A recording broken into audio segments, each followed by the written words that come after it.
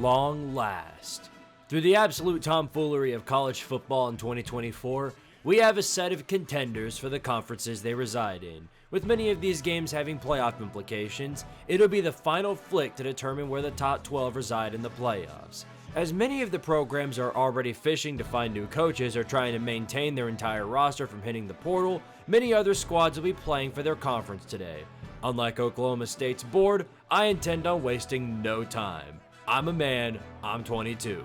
Let's get the football kicking. Only in Conference USA could two teams go 8-4 and both make the conference title. Oh my goodness, it's a Texas A&M dream scenario! Whilst Alabama fans are on their hands and knees praying for a playoff spot, they'll be using the Hilltoppers as a bargaining chip if they wound up winning the conference. Unfortunately for them though, Jacksonville State is fresh off a loss to Western Kentucky. So to say the iron is hot for revenge would be a minor understatement. Jacksonville State would be motivated under a similar power to South Carolina, Cocksember. The Hilltoppers' chances of winning were as visible as a straight tomboy girlfriend. It doesn't exist. They were like Brian Kelly trying to defend the dual threat. Tyler Huff had enough space to breakdance in the middle of one of his throws or runs and still pull it off with perfection. Trey Stewart would spank your bottom big red every time he was handed the football. No matter what Caden Veltkamp tried to do to make up for the defensive incompetence, it was never enough to overcome. If you expected all of these conference championships to be close games, you know less ball than Timmy Chalamet. In just the second year of their time at the FBS level, the Fate Cocks have won the Conference USA and could potentially end out the year with a win in the Boca Raton Bowl over the president of North Carolina. Truly a peak performance from Rich Rodriguez. I can taste the wincing from Michigan fans right now. Somehow this performance has landed Rich Rod into the conversation of returning to the country roads as West Virginia's head coach again. With the Manic of 2024, this would be a minor surprise. Western Kentucky's participation trophy would be that of a new quarterback search. Though he wasn't starting, you'll get the opportunity to dive back into the portal for another fifth-year senior quarterback. Trust me, there are plenty of fish in that sea. It's a college football playoff game before the college football playoffs. Whichever team wins here will be among the 12 to be there. While this will be a continuing trend today, this one is special because it's the group of 5 bid.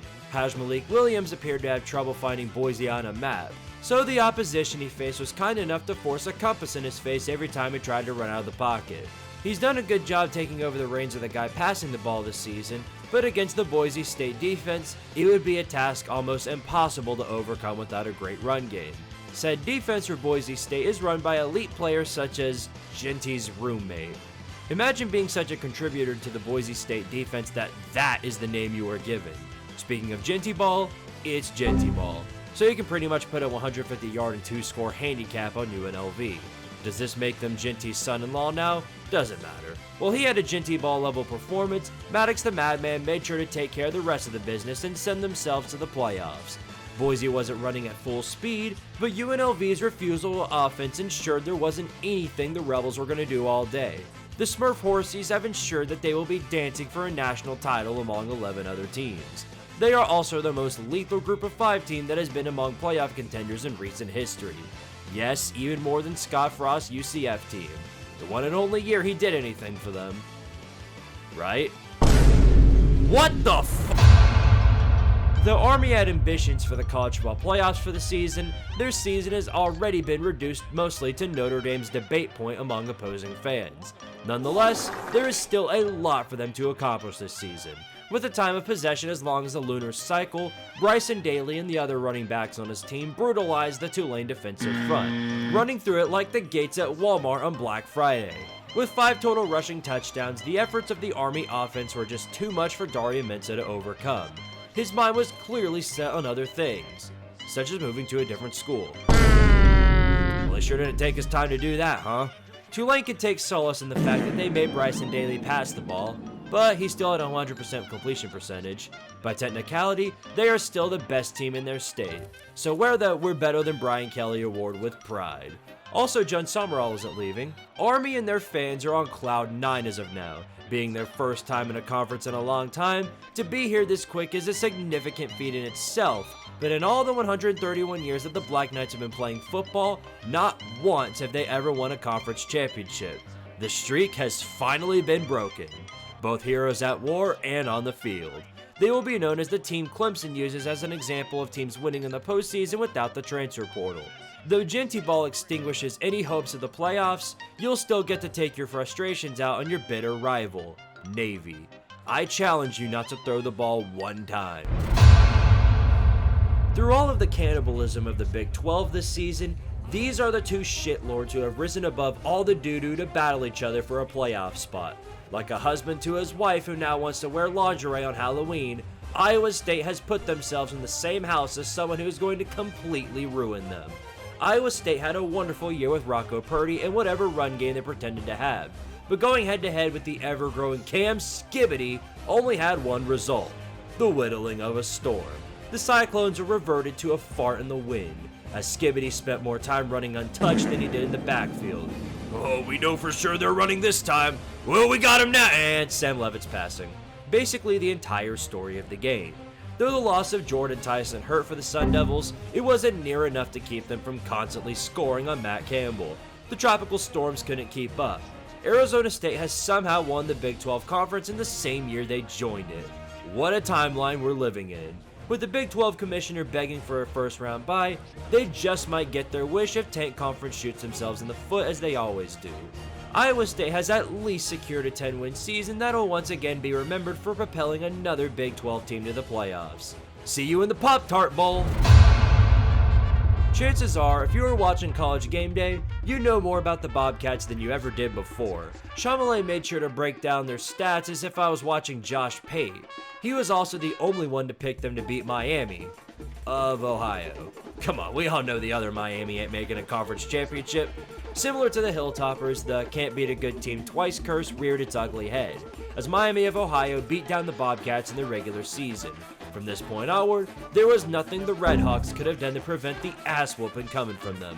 Parker Navarro did whatever he wanted against the defense in his way. The Bobcat disemboweled the Hawk in every stat imaginable, including penalty yards. They treated Miami of Ohio like a couch and just sat on their face the entire night. Through their efforts, the Bobcats have claimed their first MAC championship in half a century and secured a spot in the battle against another conference champion in Jacksonville State. This has been one of the most boring weeks of college football ever. Can we get some good games for once? The Mickey Mouse Club has become the Grand Minister of bullshit, as no matter what position they find themselves in, they constantly find a way to wiggle out of it and keep their hopes alive. With a first-round bye on the line, they'd find themselves in a rematch with the Fighting Horns Down, who have somehow lived through the SEC on easy mode. How would this game live up to the hype though? By being the most boring, sickening, goofiest game of the week, but still being so much more entertaining than any other game before it. It's a story of both quarterbacks struggling just like they've been for the majority of the season. The running backs are practically doing the football equivalent of running straight at a brick wall. Both offenses are cooking something for sure, just please put it out before you burn down the entirety of Mercedes-Benz Stadium. Just when you think this can't get worse, the news for one team just got much worse. Carson Beck is out for the game, and potentially the rest of the year with a UCL injury. While it isn't certain that he's done for the year, Gunnar Stockton would have to take over for the rest of the game. While this would normally benefit Texas, it did them no such favors here. Stockton has been waiting years for the opportunity to win his team a game. He's old enough to remember Jalen Hurts being subbed in for Tua and vice versa. While he wouldn't run the offense to perfection, he managed to open up the passing game, which in turn of course helped Georgia get down the field and score. Quinn Ewokes wouldn't go down so easily though, as through DeAndre Moore and Matthew Golden, Texas would keep themselves in the game. This would force Georgia to hand Texas a taste of the experience from the week prior. Fellas, it's time for another overtime game. In what I would call incompetence to the max, the best thing Texas had in overtime was 2 desperation heaves into the end zone and nothing afterwards. Thus, after kicking a field goal, the Longhorn defense would have to hold them back. Unfortunately for them, Stockton was not going to let this opportunity go to waste, no matter how many massive blows he was going to take. Seriously, were y'all trying to decapitate him? Good lord. This would force Carson Beck to pull off something only reminiscent of Gohan taking down Perfect Cell. A one-armed finisher. They hand it to him. Touchdown! Georgia SEC champions! As every dog. Well, beating a good team twice as hard, but not impossible. The narrative that Texas lived through the conference on easy mode grows ever stronger. Georgia clinches a first-round bye in the playoffs, as they could very well be down a quarterback awaiting their opponent in 2 weeks. It'll be all the time in the world to figure out how to ruin my life further. Fucking hate y'all. While the SEC Championship brought us a fresh taste of competitiveness we've been waiting for all day long, the Sun Belt would not do itself the same justice. While Louisiana had the better record coming into this matchup, it would matter very little against the Thundering Herd. Marshall's Braylon Braxton brought more energy to the game than the fans of the Raging Cajuns. The only thing raging for them was the fans of Louisiana, who had to witness the absolute pile of ass known as their offense. I've seen rocks move faster than the Cajun offense. It also helps Marshall when all of the defensive backs are in different countries every time Braxton throws the pigskin. The one time Louisiana actually did get offensive momentum, their touchdown was called back for an illegal forward pass. It should be illegal for you to come back here until you find a team who belongs. I don't care if it's the Sun Belt. You got ran through like a combine through a wooden fence. You'd be gifted for your actions by watching some more of your players get poached. Respect their decision at all costs. Marshall is the only team in the entire universe to win a conference title in 3 different leagues. Your gift for said accomplishment? The good news here is that it's not a transfer portal exodus. The bad news? Your coach is skedaddling to the train wreck at Southern Miss. Despite this, they were very quick to hire a new name, that being NC State's Tony Gibson. I can hear the words of NC State fans right now. Damn it, they should have taken Dave Dorian. It's still stunning a week later how Ohio State isn't here and Penn State is. This is the consequences of losing to a 5-loss Michigan, but now is not the right time to shit on them. Penn State has come for what has become nature to them, another loss to a top 5 team. Like ice cream and cake, these two are inseparable. In a surprising twist of events though, Penn State would not spend the entire night folding harder than a lawn chair. James Franklin would rally the offense and go blow for blow with the Ducks offense. It was a surprising plot twist to see among a week of expected results. Penn State could run the ball, Drew Lark could hit his receivers, they didn't force too many boneheaded turnovers. Penn State looked like an actual contender this time. It's true irony that the year they actually look like this, the playoffs extend to 12 teams. Though it was nice to see Penn State actually know what they're doing, Dan Lanning would not be deterred by their efforts. Heisman candidate Dylan Gabriel would once again strike time and time again. With Tez Johnson healthy again, he had insurance on the Nittany Lion backfield. Every time the game looked out of reach for Penn State though, they would just keep coming back again and again. If this game had no time limit, this might have been an infinite loop of death. But the 2-minute war timeout was a reminder that fate will always be one step behind you. Drew Aller loads, going deep, far sideline. It's intercepted. Picked off by Nico Reed. It's caught up to Penn State. While this is an unfortunate loss for the Lions in Blue, they've solidified themselves as contenders and not pretenders with this performance. It'll be enough to keep them ahead of Ohio State. The Duckies will be the only squad at this point in the year to stay undefeated. Like I said last week, if there was ever a time to secure the first natty for the program, it has to be now. If it isn't done this year, you might actually be cursed. You and Nebraska can go visit the witch doctor together. We end our week of conference champions with the final showdown between the top of Tank Conference. With Miami cucking themselves out of everything by losing to a fruit, the Horsies are forced to face their final ACC competition in the form of the Fighting Christian Academy and Dabo Swinney and the Clemson Tigers. We've all been waiting very patiently for SMU to face off against the top of the conference, and we got our wish. Plot twist though, the Horsies are not going to cruise to another victory like the rest of their season. Tater Nation wanted desperately to give an everlasting middle finger to South Carolina by getting into the playoffs despite losing to them, so they would not go down easily. In fact, they took it to the Horsies like it was time to put them down. The Clemson defensive line was like hornets to a beehive, an infestation that couldn't be reasoned with. They wanted blood, and they got it. The Horsies quickly found themselves out of the game, as they went into the locker room down by 3 touchdowns, the largest of their time in Tank Conference. Turns out when you play Popeyes East every week, this is the end result. But all SMU had to do was make this at least competitive to stay in the playoffs. They were not going to go down without riding high doing so. Rhett Lashley quickly rallied the troops back onto the field, where Kevin Jennings popped off. Club of Dicks looked like he got flashbacks to Georgia, and Jennings was quickly turning the tide against the Tater Tots. In what will be known as a certified Wes Godwin moment, this happened. Not much pressure. Jennings, side of the end zone. Touchdown! Roderick Daniels Jr. Thus, the game would not be over. In the midnight hours of Saturday going into Sunday, we were heading into... Adam Randall bringing the kickoff back. Okay, change of plans. With a 17-yard gain to Antonio Williams, Clemson was going to have a very slim chance to break the hearts of the Horsey faithful in regulation, causing an unparalleled ripple effect in the college football playoffs. Can he do it? It'll be a 56-yarder. The win really not a factor.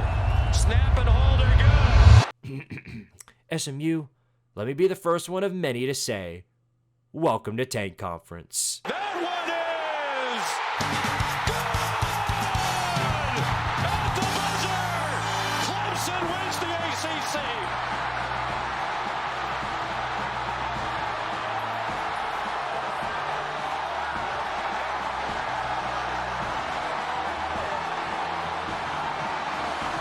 Wow. Perfect snap, perfect hold, and just an absolute rocket off the foot of Hoosier. I want to go right back at Fran Brown and give Fran Brown a shout out. Hey. And there it is. That's everything. We've seen every game of the season to determine the 12 teams dancing in the college football playoffs. Only time will tell how it goes. Heading into Selection Sunday, here is my top 25 with the playoff teams included. Whether or not it ends like this is something we'll have to see for ourselves. It's as I say, chaos is the only constant in college football. But this week isn't over yet. There's only one thing left to see, the most important of all. We've put our faith into 13 people to make the right decision when it's all said and done. Just how undaunted will they be? Let us see for ourselves. The 11th year of a playoff, the first year of a 12-team playoff, the number one seed, and I don't think there's a lot of drama here. There is one team that is undefeated in college football, and the number one seed, the Oregon Ducks, the number 2 seed. Also, as expected, champions of the SEC, the Georgia Bulldogs, the 3rd seed in the college football playoff, a bye into the quarterfinals. Goes to Boise State, who has the final bye. It's Arizona State. So let's see where Clemson is. Still ranked 16th. We'll play Clemson in the bracket and play them at home is the Texas Longhorns, who has the 6th seed. Penn State, the 7th seed. The Fighting Irish of Notre Dame, the 8th seed. Ohio State has the 9th seed. The Tennessee Volunteers in South Bend. The Fighting Irish will take on in-state battles. I think we pretty much know the 2 teams it comes down to. Does it come down to Alabama, which has some rough losses, or SMU, which really doesn't have anything that ugly on its resume, but they also don't have anything that really stands out as a punctuation mark. But there are downsides to both answers. To take on Penn State and the final spot in the college football playoff. Who is it? The SMU Mustangs hold on to that final spot and edge out Alabama. So it will be SMU and Penn State as the ACC gets the last 2 spots in terms. SMU! What? We're Baba! We're better than SMU! How did SMU get in? They lost! They lost to Clemson! It should have been Baba! SMU has a very good record. They don't have a very good resume. Alabama has a good resume and record, but they also have so many bad moments that I think they cost themselves. Had Alabama not gotten blown out by Oklahoma 24-3 2 weeks ago, I think they would be in, but they made that committee's choice easier. Rick, look at Nick Saban. He's like, what the heck? Where's Roll Tide? Nick Saban was our coach. Willie, come on. No, we didn't get in. Didn't even get in the daggone playoffs, Willie. Yeah, we are. They didn't do us right. Well, we lost 3 games. But we still got to be in there. Well, you know, if we wouldn't have lost some games, though, that's what killed us. They killed themselves. If it keep going down this path, which I know is on the collision course, you know what I'm finna start watching? You know what I'm finna be a fan of? It ain't gonna be college football. It's gonna be, I already done fell in love with Formula One racing. Alabama is the first team out, and the second team out, I assume, will be Miami again. And it is. So Miami and Alabama come up just short. SMU